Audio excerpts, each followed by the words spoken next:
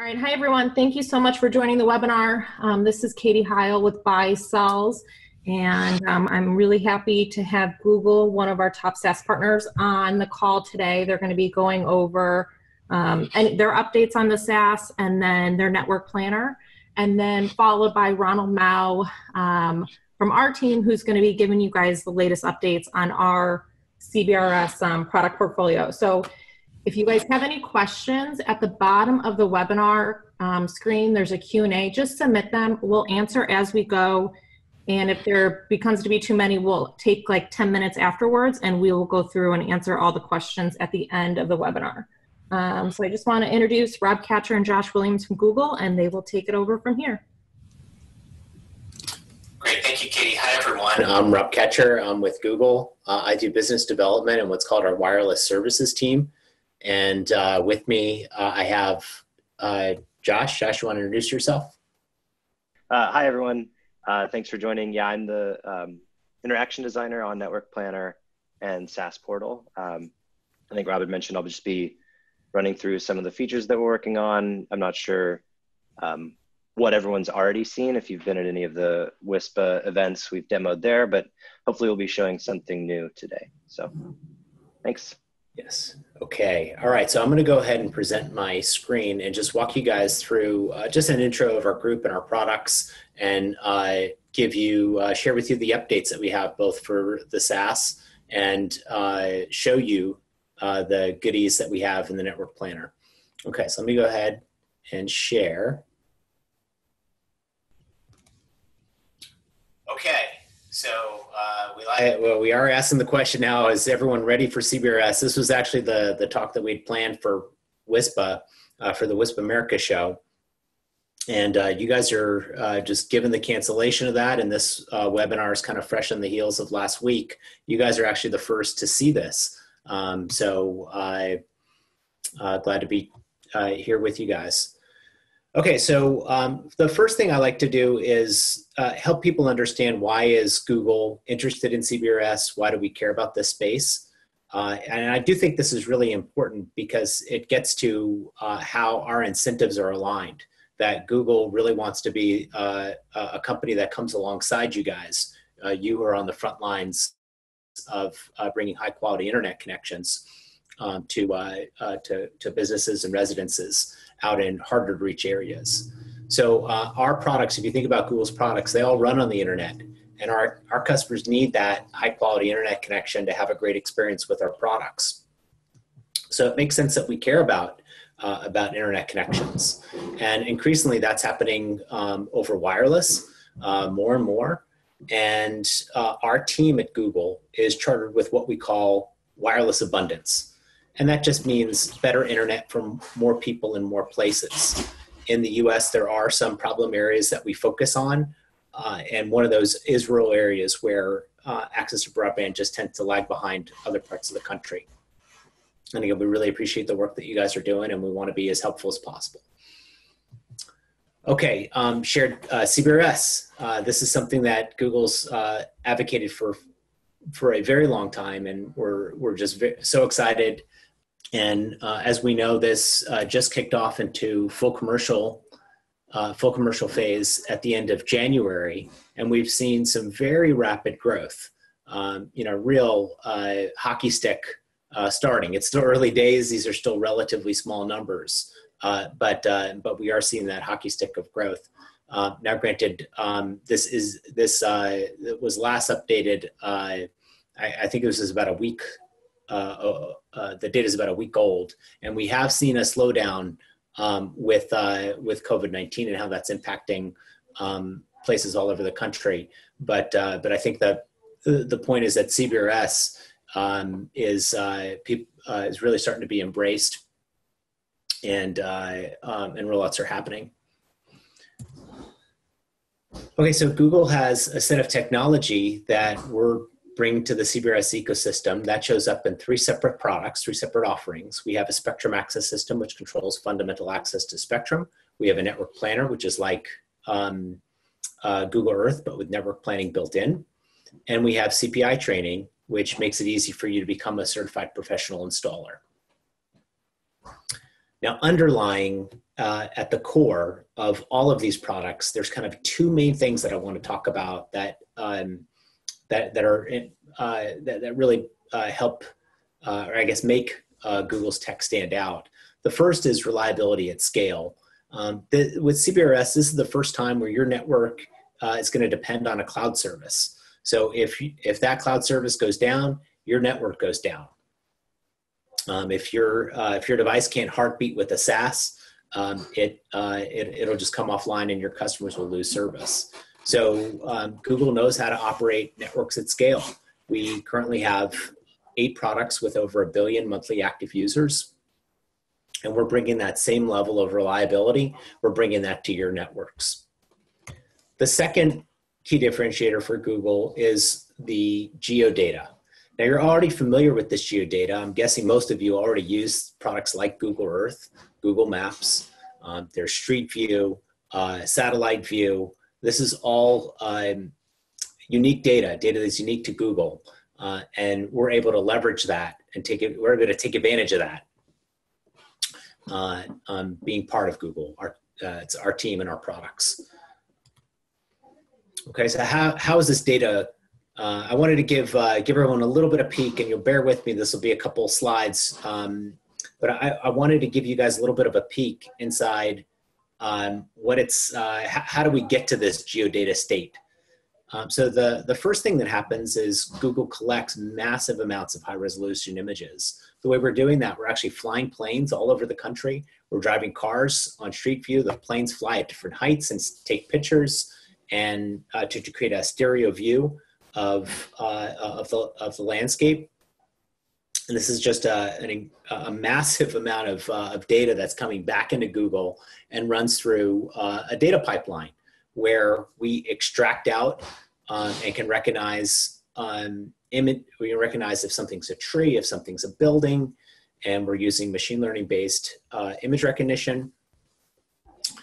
And then we're not just extracting out extracting out objects, we're able to model real world characteristics. So things like slopes of roofs, what are exact heights, what type of terrain is there, mapping addresses to lat longs. So it's an incredible amount of compute that happens. Okay, now to give you a sense of the scale of data that we collect, in the US, 99% of the population is covered with high-res data, including rural areas. So that means we've flown planes over 99% of the US population and have high-res images. Okay, now that's on the collection side. Now, when that data comes back into Google, it runs through one of 2 pipelines. And this is where I'm giving you guys a little bit of peek inside how Google operates. So there's 2 pipelines, a premium and a basic. With the premium, you're going to get the most detailed view of an area. So if you've ever been on Google Maps and you pan in, and you can see all the features of the trees and how tall they are and the buildings. And you can even see, like you could see in this picture, there's a stadium bleachers, and you can see how they're sloped. So all that super high res, real 3D view of the world, that comes from our premium pipeline. This is incredibly intensive data processing. It's actually 16 times more computationally intensive than our basic. And the basic is where it's just more basic, right? Things look a little bit flatter. You don't have as detailed a view. Now, historically, this premium version has only been run in the most dense populations, densely populated cities. And these aren't all just coastal cities. Historically, this was also run in cities like Memphis and Little Rock and Jackson, Mississippi. But it was only 4% of the land, covered a lot of the population, but only 4% of the land. And this was a snapshot of what that looked like. So you see the colored areas here indicate where we had run that premium pipeline for the high-res data. Now, Google has been investing heavily to bring that same premium data to areas that you guys care about most. And you can see now we're actually over 40% of the US, and we're growing very rapidly. And we expect to completely blanket the US with premium data before we get to WISP-palooza. This is a huge investment on Google's part. We're spending millions of dollars to bring you guys the best data. And this is data that's useful for both for our spectrum access system when we're doing things like coax and determining if one radio is going to interfere with another radio. It's also extremely useful for the network planner when doing propagation. Okay, detailed clutter view. Okay, let's talk about the network planner for a moment. So we have been doubling down on 2 use cases for the WISP community. This is where we've been focusing our efforts, our development efforts. And that's really answering 2 questions from existing towers. Who can get service? What houses can I reach? And if I'm thinking of expanding my network, where should I put my new towers? Okay, and with that, I want to hand it over to Josh, and he's going to give you a demo and walk you through some of the new features that we're introducing here in just the next short term. I don't know exactly, I don't have maybe Josh can share exactly when, I think within the next couple of weeks. Yeah, I think a couple of these things I'm going to be showing are already live, and then some are still in beta. So I'm going to hope that nothing acts buggy, but if anything does, the excuse is that these are definitely still being tested. But yeah, so let me just go through these pretty quick. There's about 4 things I want to cover. You should be able to see this screen now. It's looks like a heat map of the West Coast. Yeah, you just thumbs up if, okay, cool. So yeah, one of the things that we're really excited about that I believe is being released today to anyone that has access to Network Planner is CBRS overlays. So what we can do here now is show channel availability. And this is across the entire United States at 1 kilometer resolution. I'm also viewing in here a KML with all of my counties, which is causing this to go a little bit slower than expected. So let me just turn this off really quick. So I'm going to hide those county lines because it's not super critical right now. It might take a second. But yeah, so just a quick note, if I can just jump in, a quick note about the county. I think the counties are, if any of you out there, and I know we've got a decent number of attendees here, if any of you are considering PALs, the counties can be super helpful because you can see the spectrum availability, how many channels are going to be available in any given county. And it's a start of how we can help support you in your PAL planning. Yeah, and thanks for pointing that out. Actually, the other detail here that I think is really helpful is you can import those KMLs as you have them. The one that I was displaying is for the entire United States, so it's making things a little bit slower than I want for a demo. So that's the only reason that I'm going to turn that off. But what you can see here now is yeah, where there's channel availability, and then where there's nothing available due to incumbents or protected areas. And then some of these are potentially going to be changing as the ESC network is further deployed. So we're trying to make that clear with this heat map. One of the things that will be changing, and I'm just picking a point at random, one thing that we'll be able to do shortly, hopefully within the next couple of weeks, is also display channel availability for a particular point.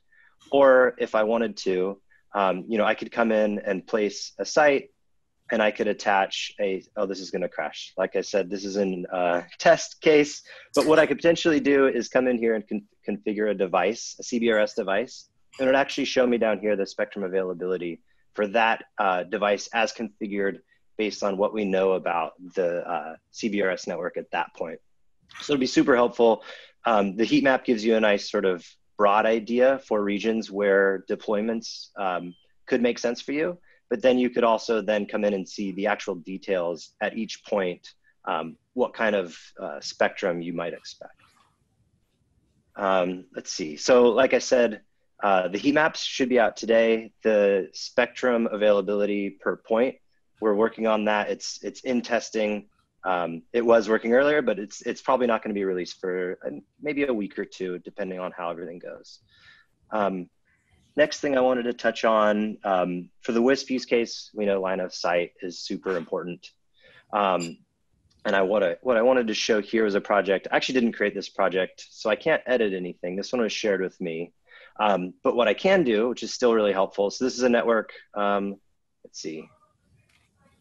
I'm not even clear where I'm at. Somewhere on the border of India and Kentucky. I've got a bunch of sites here as configured.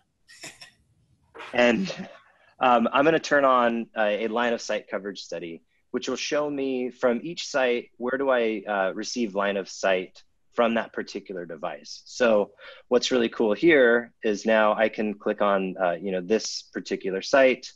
And from here, I could also now place a pin, and I'll be able to see a path profile from all of the nearby sites. But I can see here that this one is showing me that I have a green line from this particular tower to that point. And I can then click on this line, and it's going to pull up a path profile between those 2 points, which will help me really see pretty quickly like what's in between these two things. I could even zoom in and see, it looks like my Fresnel zone is just barely not making it, but I can see there's absolutely no obstruction that I need to worry about here. One of the things that I think Rob had touched on is some of the geodata. As I mentioned, I'm not sure how familiar everyone is with the tool so far, but I can switch pretty quickly into Google Satellite View, and I can hover over this point in my path profile and see and kind of verify, yeah, it looks like there are, let me hide this.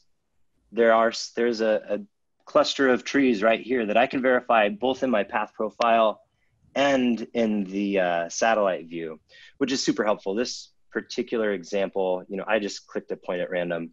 I do have a lat long on hand that I know is probably a more meaningful demo. So from this point, let me zoom out so I can see my whole project. It looks like I've selected a point right in the center of this network, and I can see, sorry if that's lagging a little bit. I can see that the tool is now telling me that I don't have line of sight from these 4 other sites. Let me move this here. But I can see that from, unfortunately, these are not named very well. I can see that I have a clear line of sight from this particular one. And like I mentioned before, I can click in here and I can see the path profile showing that's nice and clear. If I click onto one of these ones that are indicating no line of sight, I'll be shown the path profile here that's letting me know that there's some kind of hill, right here, somewhere between the start and the end point. So super quick way to determine if you're going to have line of sight from any particular address or from a site. Josh, if you just go back to the green path. Certainly. Yeah, just for, there may be, I don't know in terms of the people who are the attendees on the webinar, if you haven't seen the network planner previously, know that where you see the green lines, these are actual trees with our estimated heights, which tend to be highly accurate. And if there happened to be a building in there, you would just see a different color of object. But that's the quote unquote real world view of buildings and trees and hills between the 2 points. That's what you get in the path profile. Thanks for pointing that out. That's actually true. Yeah. This is an interesting, more of a rural area. So I wasn't seeing any buildings indicated, but let me just, you can do a path profile from really anywhere on the map that you're interested in. It doesn't have to be snapped to a particular site or to a particular address. So as you can see, I'm just moving this profile around and I can see it update and indicate buildings in between. Let's see if we can find something. I find this just super fun. I don't know if I'm just a boring person, but I kind of enjoy coming in and hovering over and trying to figure out like what something is from a single point to another. So if we want and we're curious, I can just hover over this building and we can see the geodata is pretty accurately reflected in here. It's often really impressive. One of the things that we accidentally stumble upon a lot of times is a church and you can clearly make out the steeple along this path profile. But you can see, you know, as my mouse moves along this whole thing, there's a nice one-to-one relationship. We can clearly make out the data that's underneath there. Super useful for trying to identify clear line of sight. I think I had mentioned this briefly, but we also now have the ability to import a set of addresses. So in this case, I had a list of addresses for this area in Utah. I was able to quickly drop these in, and then those now exist as an address import. I can click on each of these addresses. This isn't I just dropped some random sites, but I wanted to demo. You know, I have this list of addresses now. I can click on each one quickly, and then the tool again will let me know whether or not I have line of sight. You might notice this one is now showing up as yellow. That's meant to indicate a partial obstruction. So it looks like this hill is a pretty clear shot right up until somewhere about maybe halfway through. We're letting you know that there are some trees partially blocking the Fresnel zone, which might, you know, limit some of the signal strength, but we don't want to say that it's a complete obstruction. So that's one way that you can then maybe use your judgment or maybe your knowledge of the area, or just come in and evaluate this and try to make that call as to whether this might still receive service despite what we think might be a partial obstruction. The final thing that I wanted to talk about is a feature that is definitely still being worked on. This is auto planning, and what our auto planning tool is able to do right now is you can input a set of sites configured with devices. So sites and devices, you know, a tower and a base station. And in this particular case, this is meant to be a super small scale example. I have 10, I'm gonna guess these are probably meant to be street poles in New York. And I ran propagation on this, this project already, so I can see, you know, my receive power. If I wanted to come in here and, you know, I could adjust the number of buckets if I wanted to make a smoother graph, or change the color scheme, these sort of things, you know, not the most exciting things, but kind of useful at the presentation level. But what's more interesting is from these 10 sites, I was able to come in and run what we're calling an auto planning report, which essentially will run path loss on every single site. And then we'll be able to provide you with a curve of the number of sites required to reach a particular coverage threshold over the area as defined. So essentially what it tells you is what's the least number of sites that I can use to still get the level of coverage that I desire. So in this example, what I'm doing here is I'm just showing, so with 2 sites, I can reach a coverage amount of about 0.3 square kilometers. If I use 4 sites, I can cover almost that entire, I can cover, you know, looks like probably like 80%, 90%. As I add 6 sites, I cover more of that. And then, you know, I can select one of these solutions and I can create a new project. And what I've done here is I put this in the oven before we started the cooking show so that I would have my solution ready to go.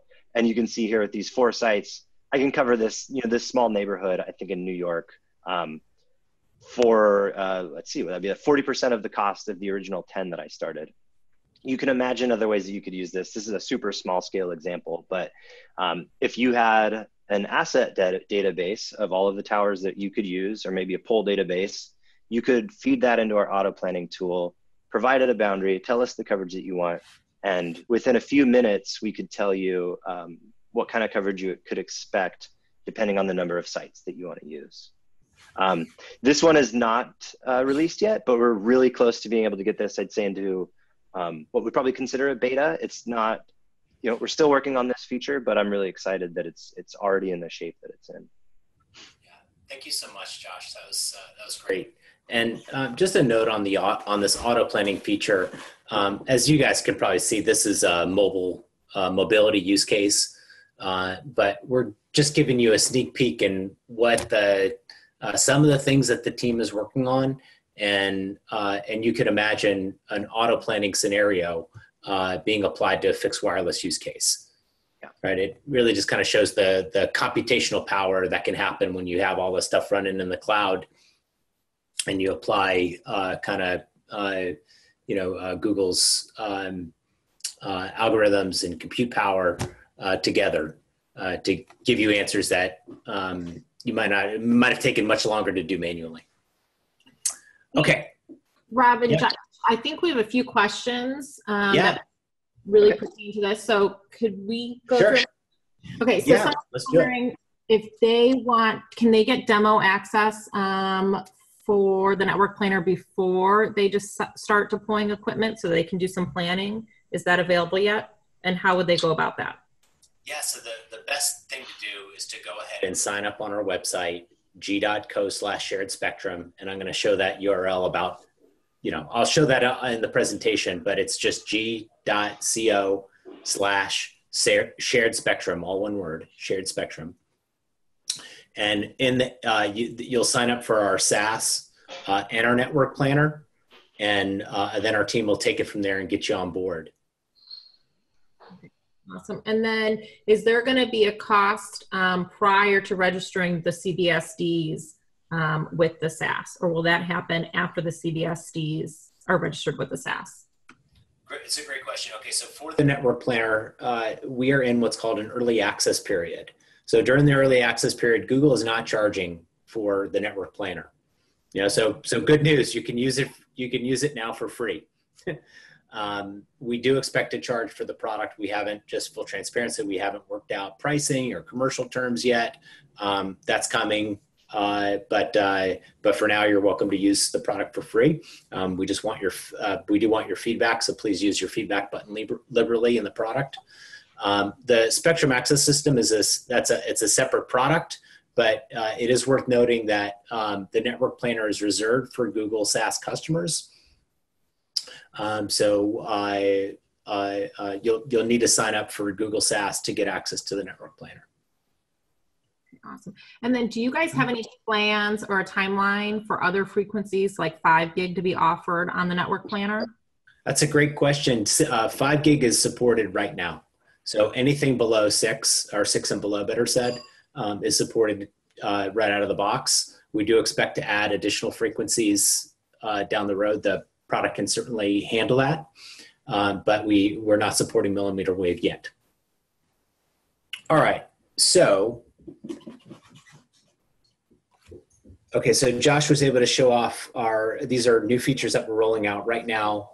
Spectrum availability, the heat map, the improved path profile, how you can see coverage analysis for both RSSI and line of sight, as well as the address importer. And these are all features, like for folks who've been using the network planner over the past few months, you've probably asked for one or a few of these things already. This has been very customer driven. We're listening to customer feedback and we're putting that back into the product. So if you're able to sign up, get using the network planner, you actually have an opportunity to help shape where we take the product next. Okay,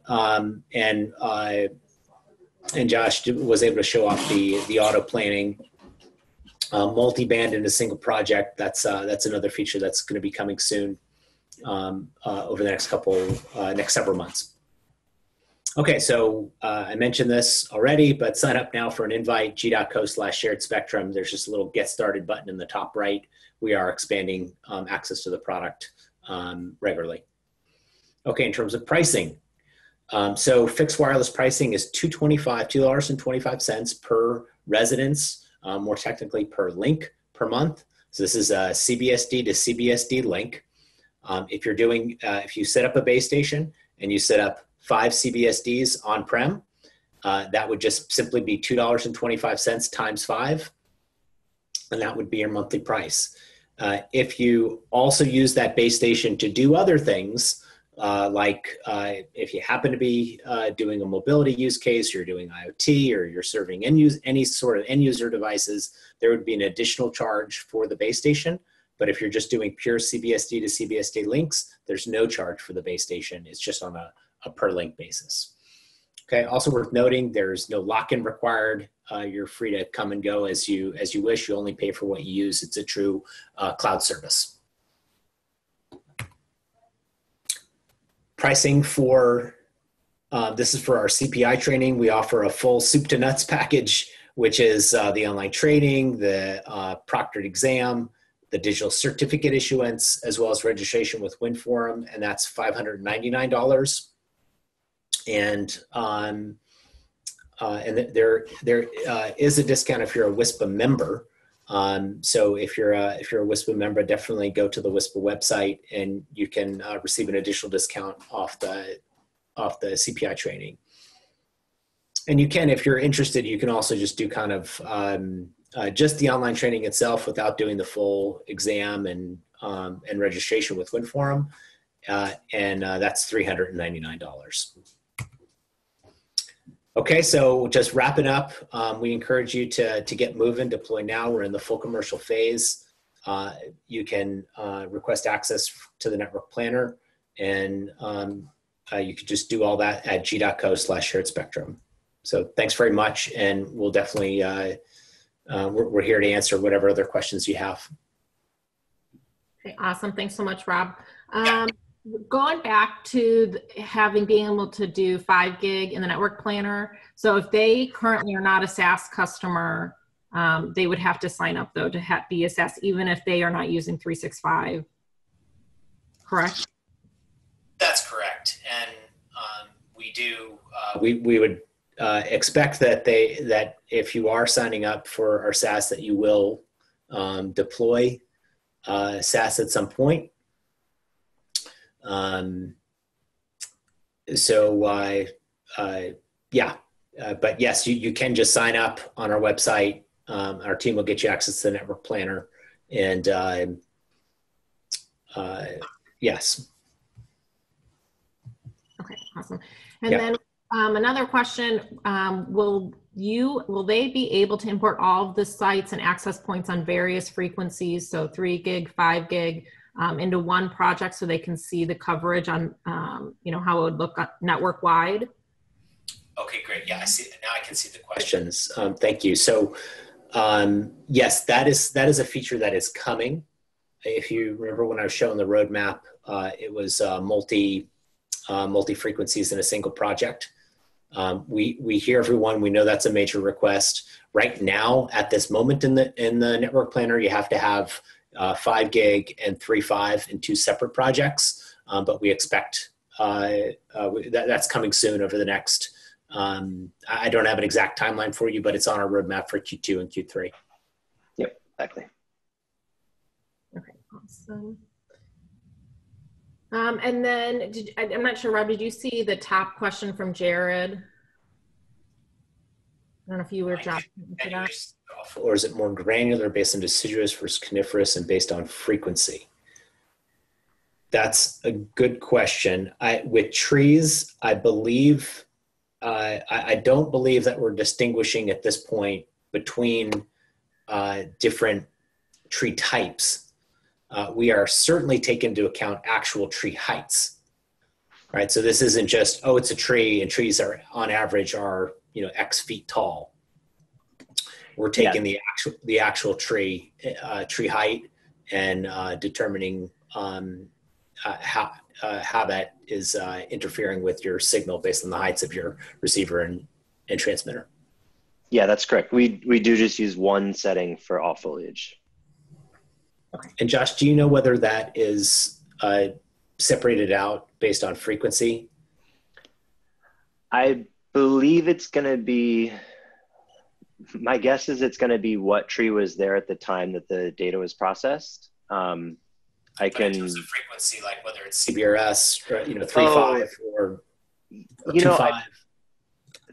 I believe it will be affected, by the frequency that your project is using. The path loss calculation will work differently depending on what the technology is. Sorry, I misunderstood that as like time of year. But no, that's correct. Okay, so next question, we answered Jared's. I'm learning how to use this webinar. We answered Aaron's. Aaron, you're also asking about loading sites via an API, that would be ideal. We hear you. There's not an API definitively on the roadmap yet for the network planner, but we really appreciate the feedback, and that is something, the more we hear that from customers, the more that helps us bump that up in the queue. Okay, next question was from Mariel. This was 2.5 gigahertz planning. Is that available, and can we vary power levels? Yes and yes. Okay. The power levels are just a setting within the site. You can adjust the power levels, super easy to do. Okay, next question from Aaron. Is it possible to export the coverage shapes for a site for use in other applications or federal state broadband mapping applications? And when you say coverage shapes, I'm assuming we're talking here about like the heat map. Is that the question? We have heard that particular question before. I'm guessing that's. Yeah. Okay. Cool. Thank you, Aaron. So not a feature yet, and Josh, feel free to correct me if the team develops something without me being aware of it. It's possible, but we hear you. But it's not something that we're doing right now. Right now, you have to use the network planner itself to see the coverage shapes. Okay, Jared wasn't quite a question, but he says thank you. You're welcome. Thank you for joining. Next question was from Douglas. I've signed up and have a SAS account with Google. What do I need to do to get the network planner now? Be patient. Our team's working to get everyone onboarded. Sometimes it does take some time. There are some validations, company level validations that our billing team has to do because SAS is a build service. So they may come back to you with some additional questions. And they're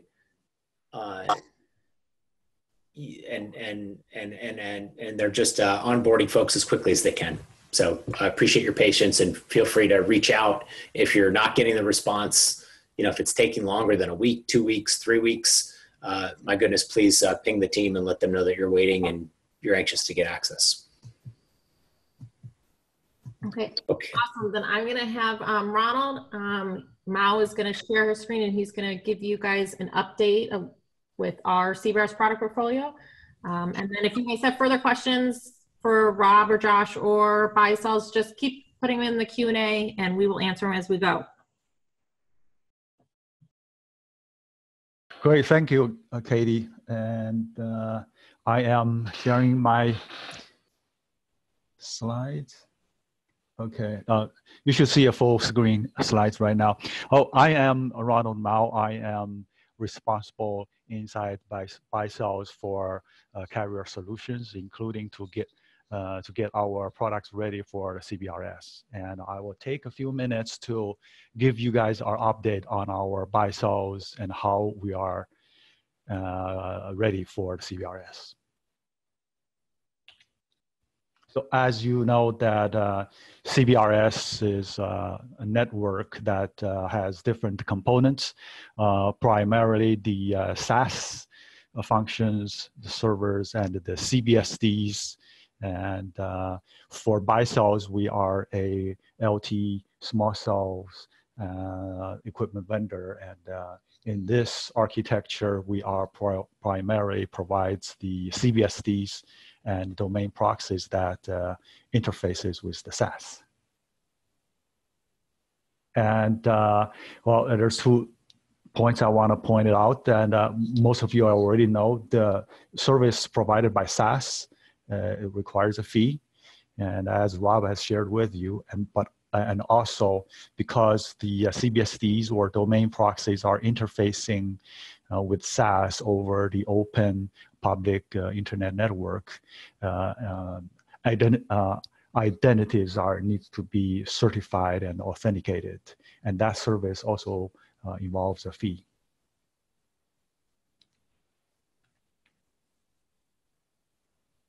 Well, from the conversations that I heard between Rob and the audience, I know that most of you have already received your CPI status. So I do not want to explain too much about what a CPI is.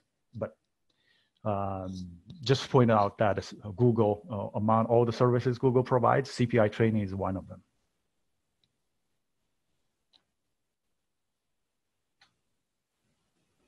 Okay, so from Baicells, this is what we have done to get our CBRS products ready.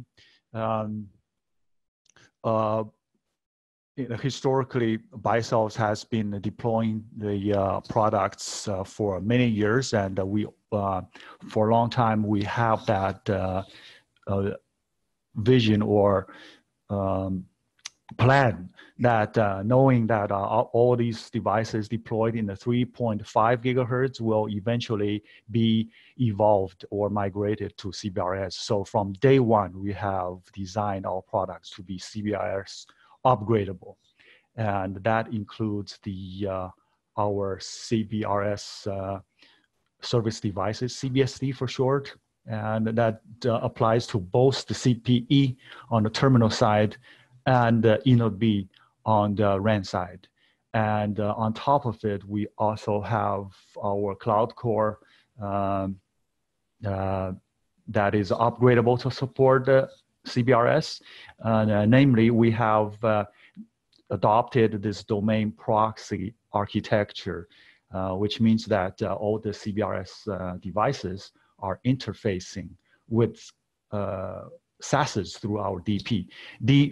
There are many advantages for this architecture. One of the advantages is that since the DP is interfacing with SAS on behalf of CBSDs, individual CBSDs are not being required to, for example, install a PKI certificate. We took care of that. We have installed a PKI certificates on the DP so that that is to free up all the individual operators with our equipment from having to do that.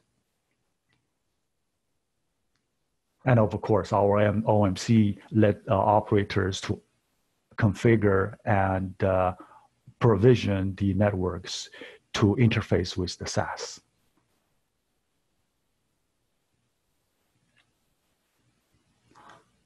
Well, as I mentioned, that Baicells and Google's are partners, and we have partnered in providing end-to-end solutions for CBRS services. Our products has been integrated together and verify that they can work seamlessly. And also, as you can see, we are doing this go-to-market together as well.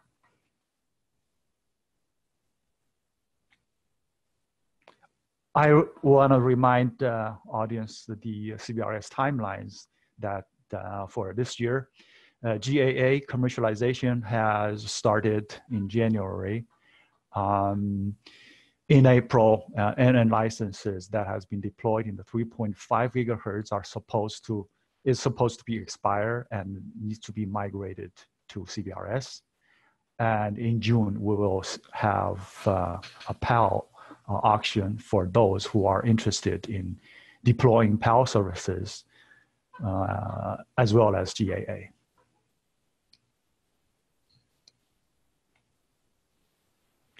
Device certification is another thing we have invested a lot to get our equipment ready. They have to be certified by FCC for sure to get the what we call the Part 96 compliant devices, and optionally they are supposed to be, they can be certified by the CBRS Alliance for these ongoing compliance to ensure that interoperability of the CBRS equipment. So our devices are prepared to do both. And here is a list of the Baicells devices that have already received both this FCC certification and OnGo certification. They include our dual carrier outdoor eNote Bs, namely Nova 436Q, and our single carrier outdoor eNote Bs, namely Nova 233, for both Generation 1 and Generation 2. On the radio side or CPE side, we have certified our both the low gain outdoor unit and the high gain outdoor unit for Cat 6. And we'll still have a pipeline of devices that have been certified. Some of them will be certified pretty soon. Some of them may take some time because the labs are busy managing their own pipelines. Ones in the pipelines, including our all-in-one eNote B Nova 227, which can be deployed both outdoor and indoor. We are also certifying our indoor CPEs, namely the IDU -B CPE for Cat 6. We also have legacy CPEs, Cat 4 CPEs for low gain and high gain outdoors, and they are in the pipeline as well.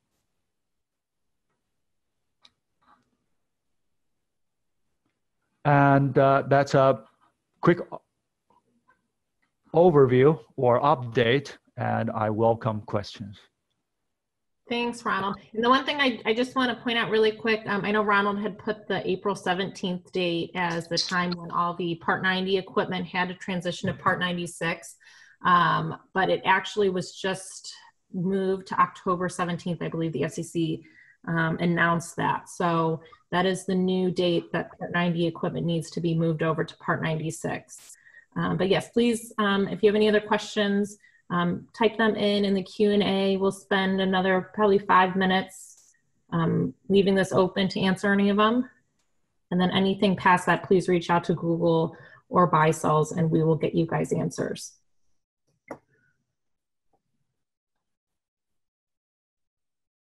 Well, I see 2 questions coming in. One is from Douglas. Are there plans to certify the Cat 4 IDU? I think I've covered it. Oh, I'm sorry. This is IDU for indoor unit. That one is not decided. The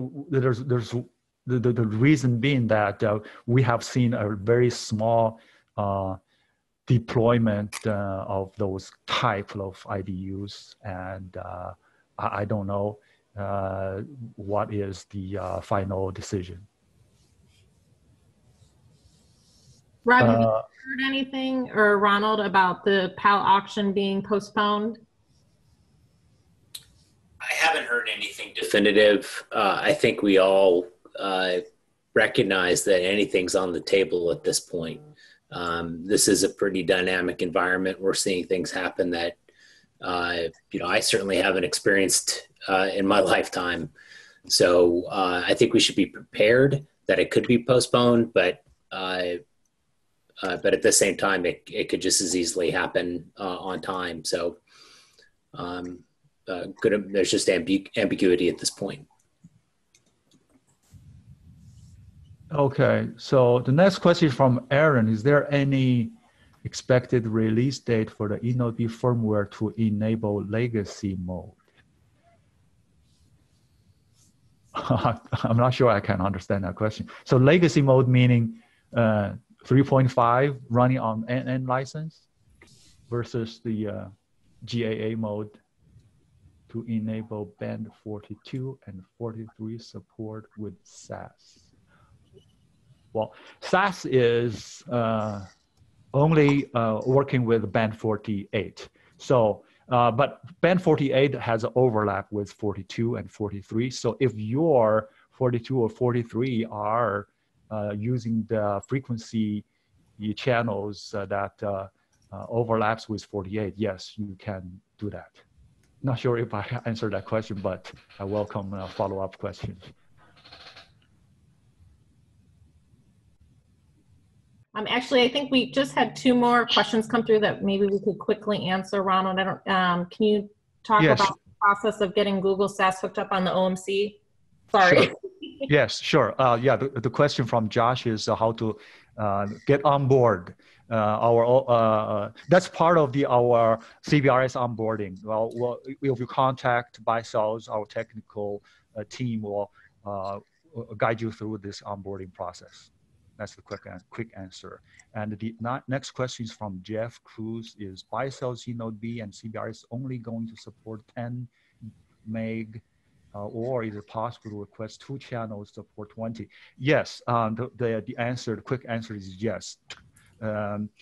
Currently we support 10 meg for sure, and the way we support 20 meg and multiple channels are through multiple steps, and we are in the process of creating the capabilities that allows you to do it in one step.